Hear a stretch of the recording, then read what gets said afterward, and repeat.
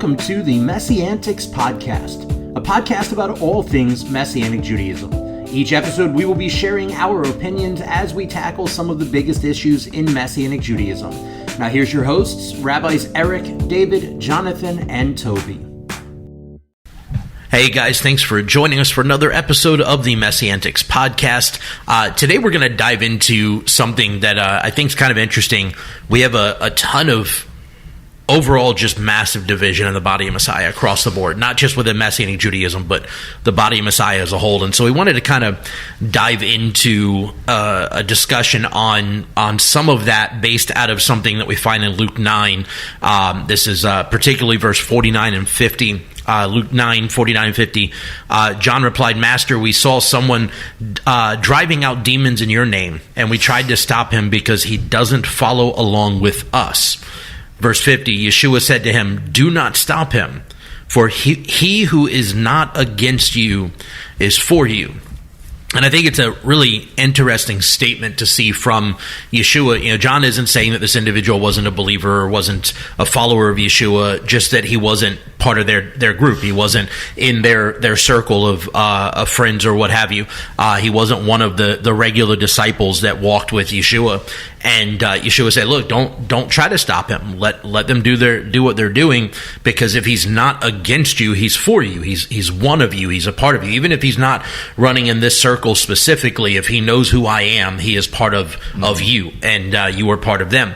And so I just wanted to kind of have that conversation based off of that, because there is a lot of us versus them mentality in the body. We see it in Messianic Judaism in great effect across the board. We see it in the greater body of Messiah. You know, like I know there are, aspects of the Pentecostal movement, for instance, that are very adamant about, if you don't speak in tongues, you're not really a follower of the Lord. You're not really, and there's this like clear delineate, this is where the line stops. And if you're not part of us, you're not one.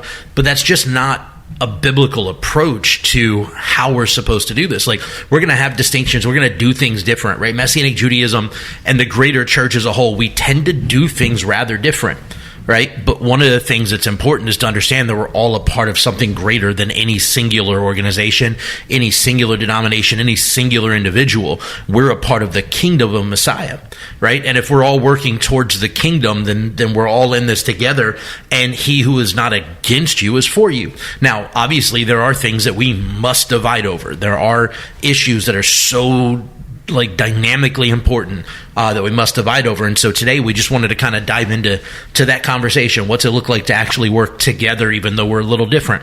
What are the things that are important on the line? This is where you're against us rather than for us kind of a mentality. And to that end, I also want to make a caveat, because I know eventually if we don't, somebody's going to throw it in the comments. But what about Yeshua saying this? So in Matthew 12, verse 30, Yeshua says, "He who is not with me is against me, and he who does not gather with me scatters." And it kind of comes across as almost contradictory to what we read in Luke 9. However, the difference is in Luke 9, the disciples are talking about somebody who is very clearly a follower of Yeshua, maybe not in this circle of the disciples, but very clearly a follower of Yeshua, versus Matthew 12, where he's talking about a group of Pharisees who had just attacked him verbally and accused him of driving demons out by Satan himself, by Beelzebul, by this demonic force, rather than recognizing the power of God in him. So the distinct difference is that in Matthew 12, Yeshua is saying, look, if they're not with us, they're not with us. Whereas in Luke 9, he's saying if they're with us, they're not against us. Does that make sense? And so I just want to point out there's a clear delineation, a clear distinction, a clear separation here in what these two passages are dealing with before we get any flack from anybody in the comments. And now we're just going to dive into the conversation. Yeah, I find it interesting that both the verse from Matthew that you're referring to and the verse from Luke that you're referring to both have to deal with driving out demons. In one case, John tells Yeshua, "We found these guys who are driving out demons in your name." So they have been given the authority of Yeshua's name to drive out demons, but they were a separate group. In Matthew, Yeshua is being accused of driving out demons by demons. And so although they're different, clearly different examples, one is clearly this group is against faith in Messiah, and therefore they're not a part of us because they are unaccepting of the redemptive work of Yeshua. Where the other one is they have accepted the redemptive work of Yeshua. They are followers of Yeshua, at least to that point that we have in Luke, where he's given the authority to people to cast out demons in his name. To that end, earlier in that same kind of contextual passage, Matthew 12, verse 25, Yeshua says, "Every kingdom divided against itself is destroyed, and every city or house divided against itself will not stand." Right? And so we're looking at this, and we're talking about, looking at Matthew 12, where you've got somebody that's not part of the kingdom that's making accusations at Yeshua that he is being demonically led, versus, as Rabbi Eric just pointed out, versus Luke 9, where it's very clearly that somebody is operating in the name of Yeshua. Like he's not saying he's Yeshua, but he's operating under the authority of Yeshua, as we do as believers today.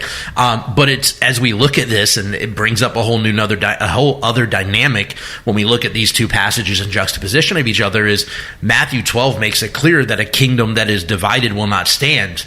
How does that affect the body of Messiah today? How does that affect Messianic Judaism today? Because are we not divided across the board on so many different factors? Yeah, I think by essence, and this is Rabbi Eric again, by essence we have to determine first, what is the kingdom? Because in the case of Yeshua talking to his Pharisees, clearly there are two different kingdoms at work there. And so this is not a case of a kingdom divided against itself. It's a kingdom divided against a different kingdom. Whereas in Luke, where we're reading, it is the same kingdom being divided amongst itself, and that is what can't stand, which is what Yeshua was speaking against. Well, and that's what I'm talking about, is that's the fact, is that you look at, for instance, the thousands of denominations that exist, right? Even with the Messianic Judaism, we're a small aspect, a small piece of the body of Messiah. Messianic Judaism, you have the MJ, IMCS, you have the UMJC, you have Tikkun, you have Shuvu, you have Chosen People Ministries has their congregational wing, you have this new pseudo-Orthodox, whatever Messianic group that's out there and are trying to build their own organization. You got all these different divisional lines that are drawn in the sand. There's not but a few 100,000 of us across the globe, and I might even be generous in those numbers. I think statistically there's like a little over 300,000. Yeah. And so here we are dividing something that's already very small and then fighting against each other, creating greater division. Now, that's not to say that the different organizations can't exist, and we've had this conversation before. But rather than working against each other where the kingdom falls, right? If we're going to be separate because of whatever reasons or distinctions or decisions or what have you, why can we not still support each other, uplift each other, encourage each other? Yeah, and so the point I was making, which you continued on strongly with, is what is the determining factor of the kingdom? In other words, for instance, there have to be certain things that are hard and fast. For instance, the messiahship of Yeshua, that he is the Messiah of Israel, the one and only Messiah. He came once, he's coming again, is a delineating factor that says that we believe in Yeshua, we are doing things in his name. The birth of an Alma, the virgin birth, is a delineating factor. The fact that Yeshua is God, and not a second God of a polytheistic thing or a creation of God that is lesser or different than being part of the unique unity that is Echad, is the God of the Bible. There are things like that that are delineating, that are you're either in or out based on. And then there's other things. Even down to, and we still see it today, it very much still affects the Messianic movement today, and even aspects of the church, that Gnostic issue that was dealt with so much in the first century, the second century, and the early third century, and even in the development of like the Eastern and Western churches, Roman Catholic and Orthodox churches and so on, was that Gnostic idea of the deity of Yeshua. Was he actually God in flesh, or was he a human that had some sort of like the presence of God upon him? Like, one of the Gnostic views was that he, at his immersion by John, the Spirit of God, the presence of God was placed upon him, but before he was put on the cross, it was removed from him. So it's called the adoption theory. Yeah, so that he God could not be killed or what have you. So that, but the deity issue of Yeshua, right? So these are things. There are things that are clear markers that are okay. They are among us. They are in our kingdom. And then there's other things. For instance, the level of kashrut that you follow.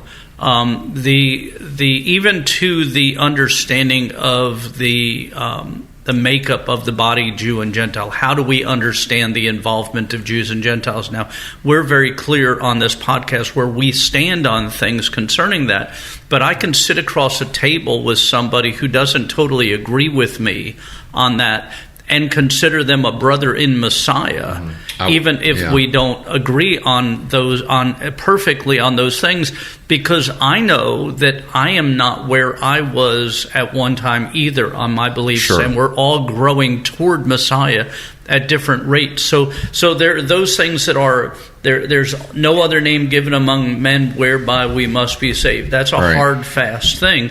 There are other things that we can talk about. And we'll talk about on this podcast that divide us in beliefs, but don't divide us in faith. Right. And that has to be something that we can talk about, because otherwise we're going to schism so much that we have no effect on the world because we're divided, because we don't have that love one for another that Yeshua said would mark us as disciples. I think that for me, I'm willing to reach the... So I guess really to break it down in layman's terms, the question is, when do you not reach across the aisle? When do you not sit across the table? And for me, it's anything... If you tell me that I have to do anything outside of faith in the completed work of Yeshua and who he is, his divinity and all those things, like anything that... If you raise anything to the equality, or if you raise anything to a level of equality to the gospel or more, I mean, that's like a clear demark. Like, for instance, if you tell me that I haven't received the Holy Spirit because I don't speak in tongues, I'm not saying you're not saved, but I can't work with you if you don't think that I don't have the Holy Spirit because I haven't done that, right? That's just an example. But like, let's look at this as another, and I'll get to a Messianic, looking at it from a Messianic perspective. I'm just looking at a Christian perspective. You don't have to eat kosher for me to reach across the aisle. You don't have to worship on the Shabbat.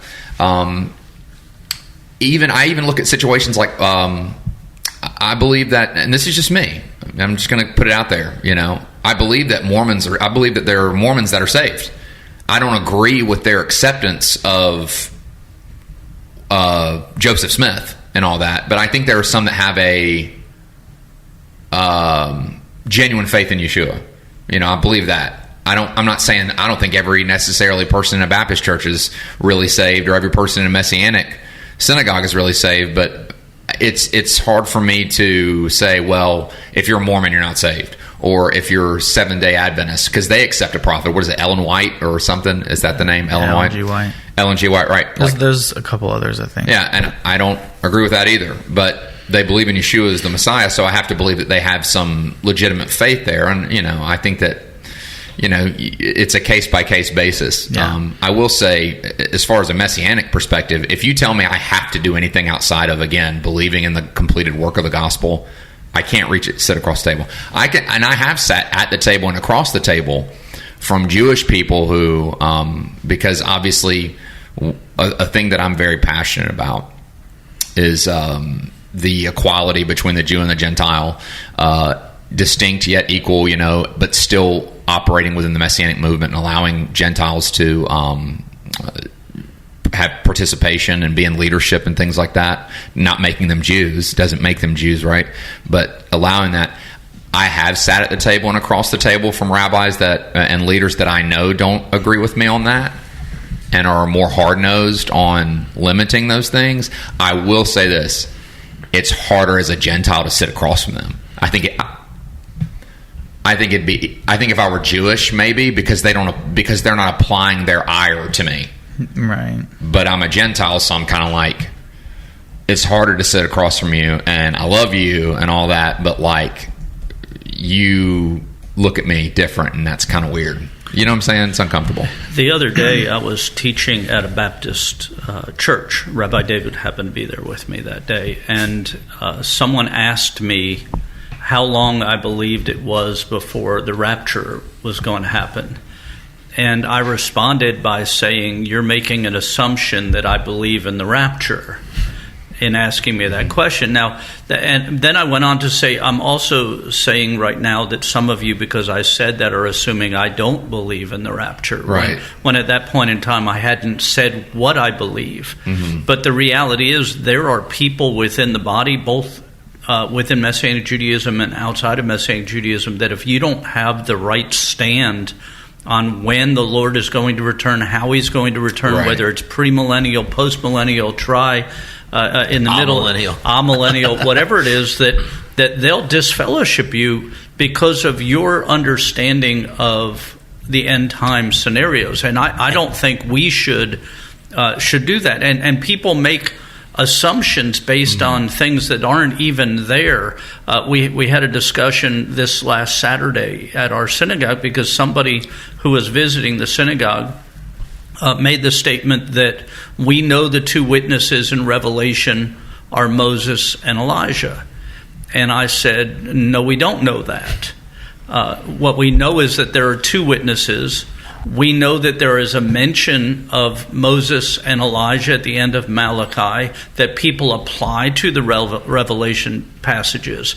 Right. And we know why some people say Moses and Elijah. And I'm not saying it's not Moses and Elijah. I'm saying we don't know that. We don't know that it's Elijah and Enoch, because there's those who believe it was Elijah and Enoch. There are those who believe it's the two angels that we see in the garden, that we see throughout the scriptures, these two angels that go to Sodom and Gomorrah, the two angels, and so on. So we don't have that understanding of exactly who that is, and there isn't scriptural basis to say dogmatically this is what this is. But there are communities that will dissolve over something that we don't have. There are things in the Bible we know are absolutes. There are others that aren't, like the return of the Lord. What does that look like? Do we actually physically rise to meet in the air, or is that a euphemism for rising and meeting the King as he comes to the community, to the city? All of those things. When is he coming? What's going to happen when he comes? All of those things are things that are up for debate. What isn't up for debate to me as a believer, and what makes us in the same kingdom, is that he is coming. Yeah. We know he will come. Right. Yeah. And we know that, but we don't know exactly when. So if I'm sitting across the table with somebody who believes that Messiah has come, that he is our only way of salvation, and that he is returning to take a bride unto himself, I can fellowship, regardless of when those things happen. But there are certain principles that I just don't know if because like I said, I'm willing to identify, and acknowledge that if you have faith in Yeshua as the Messiah, that you're saved. It's principles like other requirements, the speaking in tongues thing, or even and I don't know how large this movement is in the body of believers, the church at large, but Pentecostal. No, I don't. It's called I don't know. It has a name, but they believe that once you become saved, if you're truly saved, then you can reach a state of sinless perfection in this life. Right, and there's also and that's someone I'm like, how can I? Yeah, we had I know what you're talking about. A man call our radio program when we had it, who insisted that because he was a believer, he could not sin. That because the Bible says, right, if you are a believer, you can't sin, or you won't sin. Reminds me of that. Yeah. While his flesh would sin, he said his soul would remain. Yeah. See, that's a Gnostic thing. That's a very Gnostic thing. Right. That where the idea was that like the flesh is the bad, and the spirit is the good, and it's made good by Messiah. And that idea comes counter to if you say you don't sin. Yeah, right. You're a liar. But there are these things, and like Rabbi Toby says, the thing about whether you have to talk in tongues to be born again, things like when Yeshua is coming back, things like I'm trying to think of some of the others that are out there, Shabbat, Because, and when I say Shabbat, I believe we should observe Shabbat. Right. But there's argument about when Shabbat is. There's people out there that believe that Shabbat changes every month. Yeah. The lunar Sabbatarian. Those people usually believe other things. Yeah, I had a whole conversation with somebody that visited the synagogue about that. It was, but how do you? Doesn't the Shabbat move based off the moon? No. Right. But what I'm saying is that we actually have people in our community that are faithful members of our congregation now that came from those groups, and if we had rejected them as having any faith in Messiah, because they were part of a sacred name group or a different calendar group or these things, instead of saying like Aquila and Priscilla, let me show you a more excellent way, then we were, and so part of this conversation is, like I said, determining these are important issues. All the things we're talking about, the return of the Lord, I think that's important. I think the Scripture gives us a lot of information about that, and says for us to be watching, and that He's not going to come as a thief in the night to those who are watching. But at the same time, I think we need to be careful where we build our wall of what makes in and out, what is us and what is not. And that's the thing, like, as a rabbi, our goal, our job, our focus is the health of our community, the spiritual health and so on of our community, and we're charged to be shomrim, to be watchmen and guards and care for our flock, right? And like at CMC, one of the things, and I talk about this quite a bit, one of the things I do is I listen when new people come in, because I'm well aware YouTube's a thing. Right, I'm well aware that there's a lot of really weird stuff that's taught on YouTube, supposedly as being messianic or whatever. And so I have like key words that I listen to when people are listened for when new people come in. And when I hear those, little sound bites, little things. And when I hear one of those, I'll kind of test the waters to see if they're teachable. And I usually won't do it the very first time they're there. But, the second or third time they're there, when I hear, like I'm listening for it the whole time, but when I hear some, I'll just test the waters and I'll throw a little curveball into the mix just to see how they're going to react. And sometimes they'll react back going, oh, no, that makes sense. Yeah, no, I hadn't even thought about that. And you can tell somebody's teachable. But then you can see, well, so-and-so said this and that, and they get all riled up. And you know what? You're probably not going to be a good fit here. Or they come, they sit next to you and they like slam their Bible. All right, I want to talk about something. I'm like, man, dude, calm down, dude. Why don't you eat a sandwich and goof off a little bit? Yeah, but you can usually tell when somebody's going to be teachable. This has to stop. And that doesn't mean that like we necessarily know everything by any means, right?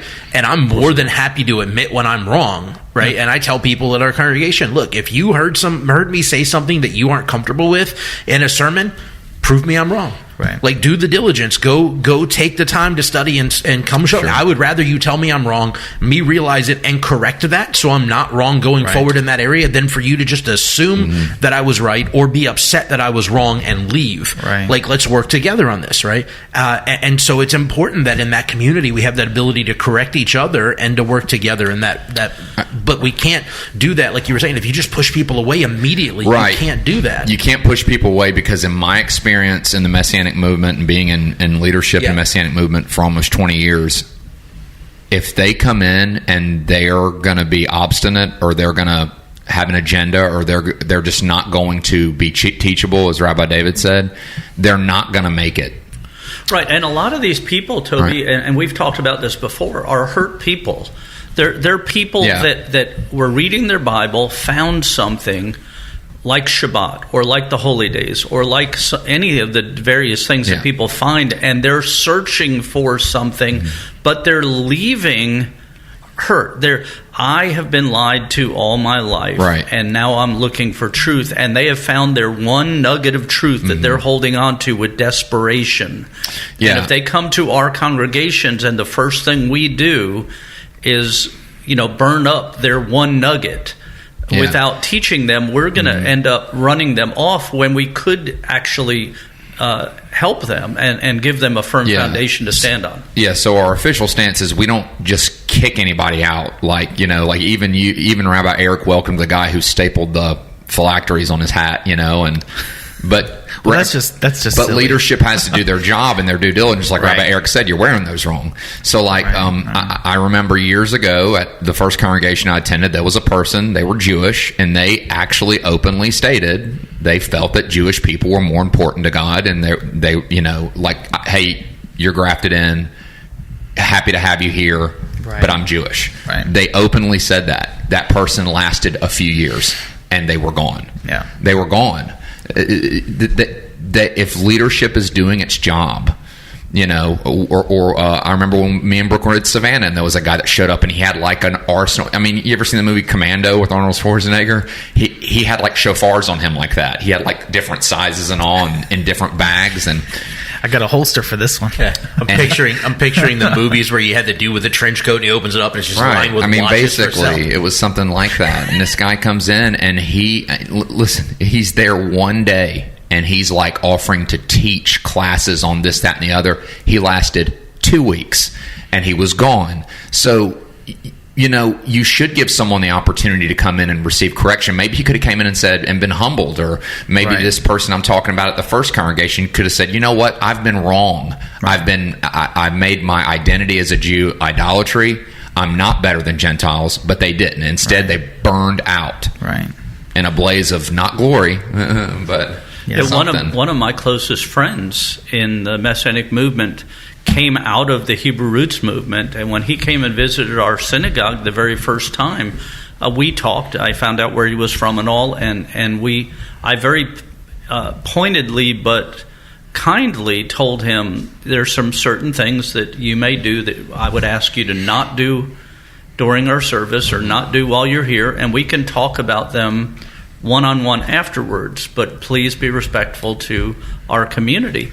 And so over a period of time, we had coffee, we had lunches, we talked, we studied the scriptures together, and he was able to hold on to those things of his faith that were biblical and accurate and strong and true, Right. and release those things that had become part of what he believed based upon somebody teaching him something that wasn't biblical. And we all have to be willing to do that. And I tell people all the time, I was raised in traditional Judaism not believing that Yeshua is the Messiah. So I have a history of making dramatic changes when I find something in the scripture that's true. Right. So I'm not asking other people to do something I wasn't willing to do myself. And so it's important. But these issues that we're talking about that are divisive, calendars, when Rosh Chodesh is or it isn't, genealogies, The law. how much of the law, the Talmud or no Talmud, and to what aspects of those things are all things that we can educate, we can teach, we can have different opinions of, while still be fellowshipping in Yeshua. Yeah. There's only a handful of issues that Right. are It's these are interest- make or break things. What is it that Paul says? Avoid foolish controversies around And genealogy, genealogies but I wanna say- and the law. It just made me realize it's kind of like there's things that the Bible stares. The Bible stares like certain things right in your face, and you can read the Bible for years, and it's Right. like I've been saying this for years, and you didn't realize it. I guess I kind of just realized this revelation that even as early as Yeshua walking around, there were problems in the amidst the people who believed in him. Right. So even Yeshua's having to tell the disciples, like, "Hey, leave them alone. Right. Stop." Right. And then of course Yeshua leaves, and Paul starts planning congregations. And what's the first thing that happens? He deals with problems. Yeah. Right. And then Peter and Paul are two leaders that are having. This is within just a few years. Yeah. Right. And so Not long at all. So we shouldn't be so surprised, I think, in one sense. Well, I think the book of Acts gives us kind of a warning about, like, if you don't come into, if you do not bring yourselves into unity, like, you will be powerless. There's the one, I think it's Acts 19, where the story is where there's someone who's not a part of the body, who's driving out demons using Yeshua's name, and the demons are like, "We know Yeshua, We know Paul. But we don't know you. but who are you?" Right. These things were happening right out the gate. The Roman Catholic Church didn't do that. Yeah. That was happening. And here's the thing, like, I want to bring us back to Luke 9 for a second because context is important here, right?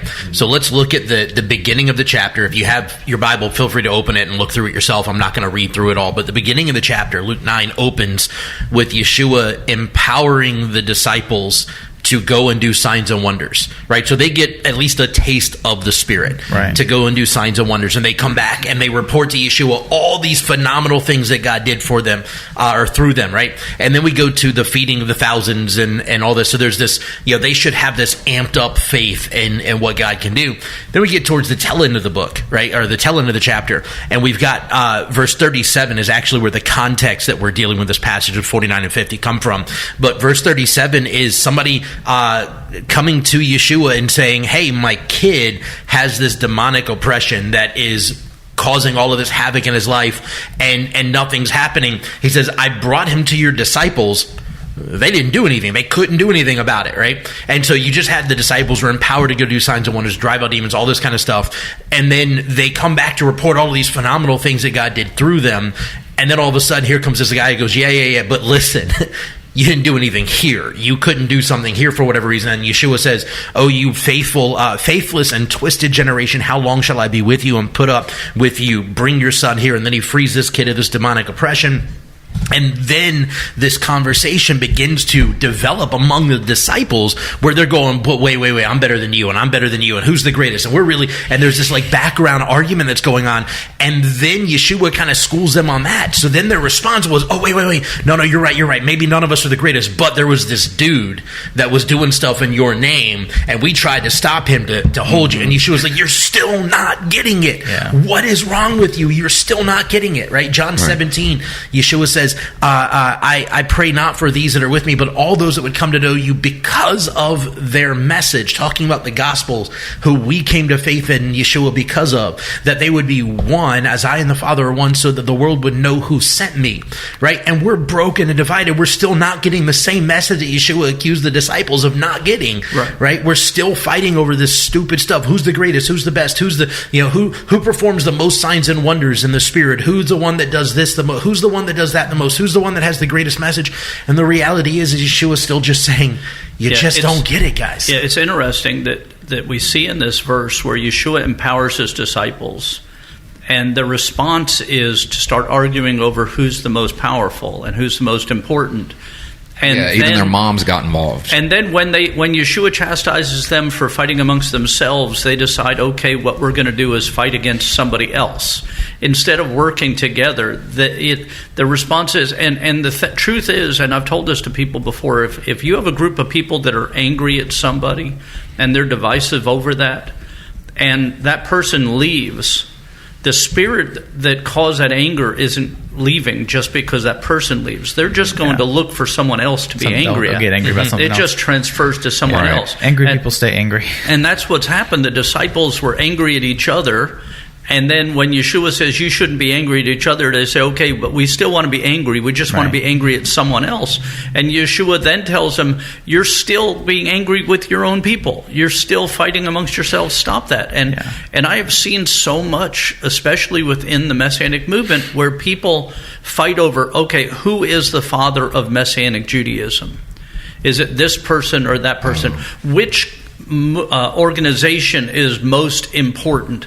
This one or that one? Who did this? And instead of working together, we end up starting 27 different groups to do exactly the same thing, to fight over exactly the same funds, to help exactly the same people, where if we would just say, it doesn't matter who gets the credit, it's about Yeshua. Right. It's about him. Then we wouldn't have this, and we would have one unified group working together to be a light to the nations. Yeah. And it's just really problematic that we're doing the same thing. There are groups in Israel that are feeding the poor, meeting the needs of people, doing things that won't work together, even though they're both believers in Yeshua, because they just don't want to be together. Right. There's no reason theologically that they can't, other than they're not from my group. It's the same as the ridiculous when we go outside of Messianic Judaism and you look at kashrut symbols, right? The hectares, and there's 40 different ones. Well, why do we have to have 40 different symbols that something's kosher? It's because each of those groups didn't want to take the opinion of the group that came before. He talked about shrimp before pork, so no. So we have to stop this. If we're going to have the effect we need to have, we need to understand that our unity comes through our faith in Yeshua. Right. And if somebody has faith in Yeshua, I want to work with them until there comes to a place where their belief system violates the tenets of our faith, the actual tenets of our faith, and not just that they have more to understand or more to learn, or they look at prophecy different than I do, or one of those things, or even their vision is different. I'm totally okay working with a group whose vision is to go into churches and teach Jewish people about the Jewish Messiah and have no plan on ever starting a Messianic congregation under their organization. It's okay with me that they have a different vision than I do. Some people may want to have an internet ministry and not a congregational ministry. I'm okay with them having a different vision than I do. There's some people that want to be a humanitarian aid organization and show and demonstrate the love of Messiah through giving. I'm okay if their vision is different than mine, as long as their theology is sound, as long as their belief in Yeshua is sound. And as long as they understand that just because they're doing something other than what we're doing doesn't make them better than who we are, but rather that we are all together in the same fight. We're all together working for His kingdom, not our own. And I think we talked about this before, that idea of tribalism. I think that's really what it boils down to, is we want our tribe to be the one that's the best and the one that's in charge. And as long as you're actually doing something for the kingdom, as long as you are teaching people about what it means to live for Yeshua, or ministering to the needs of other people on behalf of Yeshua. Because, I've, as someone who, kind of left Hebrew roots, fringes, I've been in congregations where, they sing some worship songs, but then the whole objective of their meeting is just to sit around and talk about how much they hate Christians. And that's it. That's their whole identity is wrapped up in the fact that they hate people who don't go to a building and sing worship songs on Saturday. If you don't go and sing, ironically, if you don't go and sing contemporary Christian songs on Saturday, you're of the devil. And that's the whole, that's what they are. And I'm like, no, you can't. You were achieving nothing. Right, and you will remain nothing. And in this case, that way. And in this case, in the writings in Luke that we're reading about, the disciples were angry at this other group for doing exactly what they were doing the way they were doing it. Right. It wasn't even that there was a theological difference at this point. It was just they're doing what we're doing and they're not with us. Right. So we're against them. Yep. Right. Yeah, and Yeshua made it very clear they may not be in your group. Right. But they are part of your group. Right. Yeah, it's like me and my wife and I recently went to go see the new Angel Studios movie, Cabrini, that got put out. And there are people who won't go see that movie simply because she was a Catholic, and that's their whole thing. Their whole reason for not going. Oh, she was Catholic. What's the devil? I don't understand that. She did all the things Yeshua tells us to do in the world. She did. Yeah. The important things. Okay, maybe she didn't keep Saturday. Okay. Maybe she venerated Mary. Okay. She might not have eaten completely how you think is correct. Okay. But she did all the things that, when Yeshua says, here's the things that are going to get you on the right side, ministering to the sick, the poor, the widow, the orphan. Yeah. These things, did all that. I honestly think you could feed the poor and take care of the sick and the orphan and the widow. You could do that with a non-believer. Yeah. Well, here's the thing in that movie, and I've not seen the movie. That's good. That's good. All. I encourage people to see it. Just because you go see a movie that encourages you to do the right things and follow those aspects of Yeshua's teaching doesn't say the person that did it is saved or lost. It's not making a determination. It's just saying these are the teachings of Yeshua, regardless of whether the person that was doing them, we don't have to judge that movie based upon, is this person who did these things saved or lost based on their Catholicism or their Judaism or their Baptistism or whichever group they were from. Baptism. But we can look at what they do and say, hey, we could learn from applying these teachings of Yeshua. And if we don't think they're right, we should at least do the things they were doing to make ourselves right. Otherwise, both are wrong. Right. Yeah, it doesn't. Yeah, pick if you're going to pick something to be opposed to, make sure it's like a good thing to be opposed to. Yeah, I have a friend that recently asked me about, actually several friends that recently asked me about the movie The Chosen, or the new season started recently again, or it was at the movies, they were playing it, and there was things going on. I said, what do I think about The Chosen? And I said, well, honestly, I haven't seen it, and I don't intend to see it, but that's my own thing. But I'm not against it. Right. And here's the thing, I would rather have people watching The Chosen than watching a lot of the other stuff out there that the same people that won't watch The Chosen will watch, even though the teachings of those other things are totally contrary to everything in the Bible, and at least The Chosen gets something. Yeah. And that's like true. At the very beginning, every time an episode begins, this is based on stories from the Gospels. We encourage you to go read the Gospels. I'm like, bro, I mean, if you have because the thing is, believers, I think, sometimes take for granted their knowledge of the Bible, of Yeshua, and of God. They don't realize, like, if you actually go and like communicate with other human beings and not just argue in echo chambers on the internet, like, you actually realize that, oh my goodness, people actually don't know that much about Yeshua. People actually don't know about the Bible or about God. They only know what secular society tells them about it. But if you're actually encouraged to go read from the Gospels, and then you watch a show that is, I would say, moving, and what it means, what God's compassion looked like embodied in flesh in the world, like, that's going to be powerful, and that's actually going to get more people to look into who Yeshua was versus not at all. Exactly. Recently on my Facebook, a memory came up from 12 or 13 years ago. We made a commercial for our synagogue that we aired on television. Was it the first century one, the first century worship one? Yeah. It's been a long time ago, but it was. I got to see that. We had it done by a commercial maker. Professional people made the commercial. But the reason we made it was because on regular television, on I think it was the History Channel History Channel, they did a series that was promoted or produced by Roma Downey, who was one of the angels from Touched by an Angel.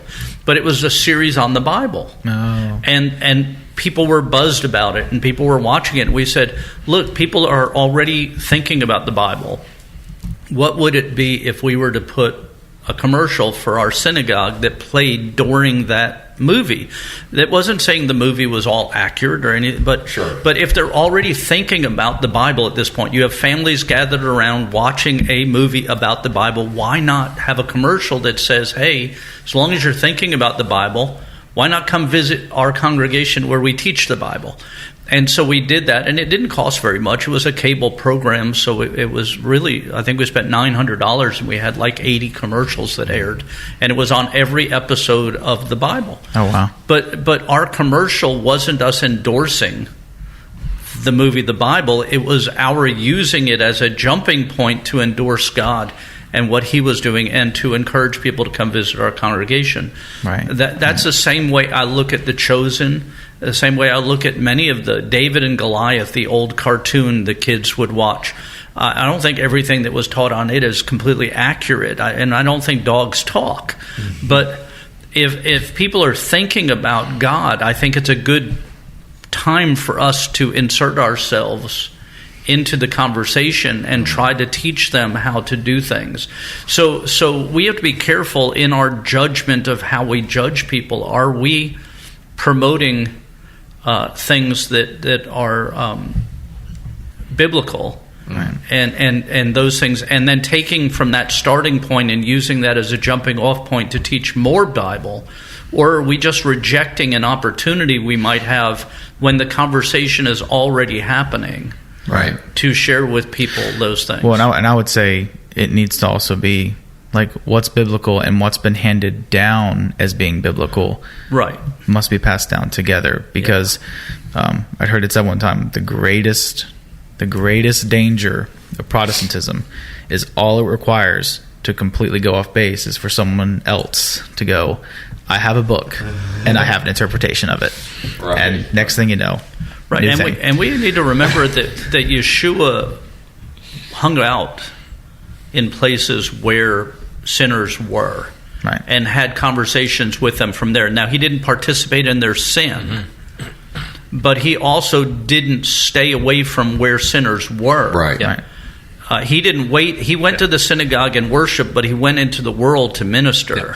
Well, and with that, one of the popular catchphrases in the body today is "God will meet you where you are," right? And that's true because, like you said, he was in places where sinners were. He wasn't participating, but he was there so that he could meet them where they were. It's the sick that are in need of a doctor. But he didn't expect them to stay there once they met him. Right. Exactly. Right? When he meets you where you are, his expectation is you're going to want to leave where you are and go where he's going, right, not stay where you are. Right? When you encounter the power of God, it transforms you, it changes you, right, and you should want to follow that to continue in that transformation. It's like when you're in the ICU of sin, God's like, all right, bro, Seth, you got to put a little elbow grease in taking this medicine and making sure that you're going to do the therapy to get you out of here to the hospital room, so then I can work on you there and get you out of here and get you on the right path. Exactly. And again, back to our Luke passage, Yeshua doesn't validate everything these people were doing,